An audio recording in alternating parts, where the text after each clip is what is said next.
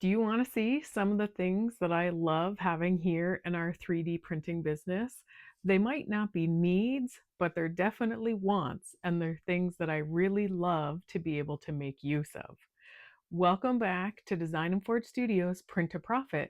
My name is Ashley. Let's get into it. Start off first by looking at the printers. If you have been watching us for a few videos and seen any where I've shown the printers, by now you've probably seen that we don't use the standard gold textured PEI plates that come with the machines. Instead, we have all of these BIQU plates. So the two A1s use the cryo grip. This is still a textured plate. And on the A1 Mini, we have the frostbite plate. The reason why I like these is that we are able to print at colder temperatures, but they have a really, really strong adhesion to the prints.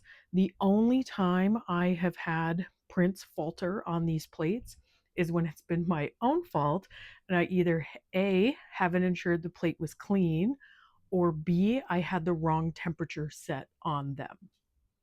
This for me was a really big contrast to the textured PEI plates that came with them, as even if I clean them and wipe them with alcohol before every single print, if I was doing a big print where maybe it was taking 20, 22 hours, a plate full of small flexies that were multicolored, I would always lose at least one during that print, if not two or more.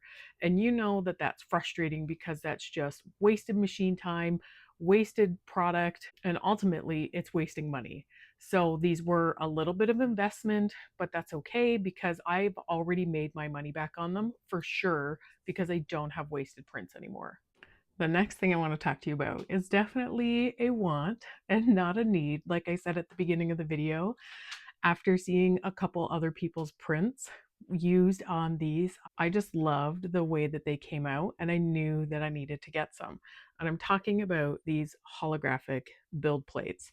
If you haven't seen them yet, there's a whole bunch of different designs on them, and that design on the plate will imprint onto the item that you're printing. I use these plates a lot for bookmarks, and I sell quite a few bookmarks at the markets. If you aren't into bookmarks yet, I highly recommend getting into them. But whenever people come over to look at them, I'll pick one up and I'll turn it around and I'll show them the back, and they love the way that it looks, and it's honestly a big selling feature with them. So if you can see, it translates right onto the print. And you can kind of use one of the designs that goes with the style of that print. So here we have Stitch. Everybody loves Stitch. And on the back, these really cute hearts, right? This Harry Potter one is a really big seller for me. And on the back, it's a little bit more serious. But there's so many different options in terms of what the plate looks like and how that will transfer onto your print. And there's so many more things that I want to do with it. I feel like I haven't even scratched the surface yet.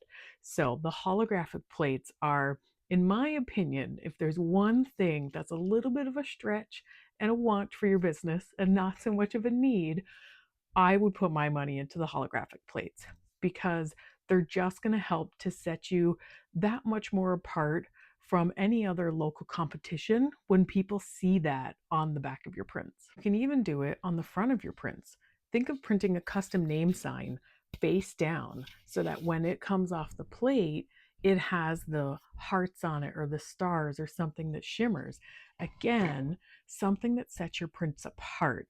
Would look the best if that text for the name was in black, but you can still see it in white. I haven't printed it on other colors other than those two, but darker ones is where it will show up better. Okay, another item that we have in here that we use a lot is this eSun filament drying box. I just have the single. Honestly, I wish that I had have bought a double because there's oftentimes that I do want to dry 2 rolls of PETG at a time, but obviously I don't have that option right now. So perhaps one day I will get one, but it can go at 3 different levels of drying. You can set it for up to 24 hours to automatically dry, and then it will turn off, which is what I love. It is a little bit loud if you could hear it when I turned it on there, but If you are somebody who prints in PETG, having a dryer is pretty much a must. You can see all my filament that are kept in the bags. They're vacuum sealed. That is all my PETG filament. The PLA stays out. I don't have any problems with that stuff getting moisture in it. I go through my PLA pretty quickly.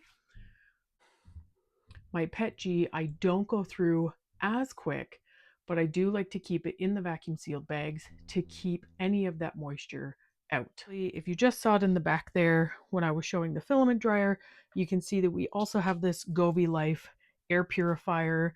And that's just because this is, again, a fairly small room. We have the 3 printers in it. And even though there isn't much of a concern when it comes to printing with PLA, you just want to always kind of play it safe when it comes to melting down plastics and ensure that you're not causing yourself any harm with microplastics. So that's just a really quick look into the things that I love most in our 3D printing business that are wants and not needs. If you're still here, we would love it if you would hit that like button, give us a subscribe. We're a very new channel. We love the support we've been getting so far. Stay tuned for more future videos on things that will help you to grow in your 3D printing business. And until then, happy printing.